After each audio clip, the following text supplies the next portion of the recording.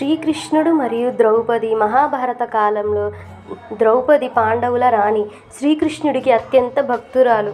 ఒకరోజు శ్రీకృష్ణుడు శిశుపాలుణ్ణి సంహరించినప్పుడు, శిశుపాలుణ్ణి చంపించినప్పుడు శ్రీకృష్ణుడి వెలికి చిన్న గాయమవుతుంది. రక్తం కారుతూ ఉండగా అందరూ ఆశ్చర్యంతో చూస్తుంటారు. అప్పుడు ద్రౌపది ముందుకు వచ్చి తన చీరలోంచి ఒక ముక్క చించి శ్రీకృష్ణుడి వెలికి కట్టి ఈ రక్తం ఆగిపోవాలని ప్రార్థిస్తుంది.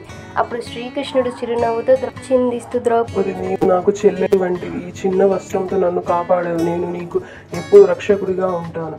కొన్నేళ్ల తర్వాత మహాభారత సభలో ద్రౌపది అవమానానికి గురైనప్పుడు దుర్యోధనుడు ఆమె చీరను లాగించమని ఆజ్ఞయిస్తాడు.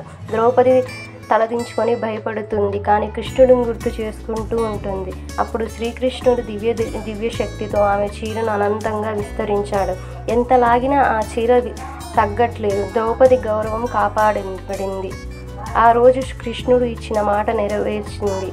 అది నిజమైన రక్త సంబంధం కాదు, భక్తి బంధం.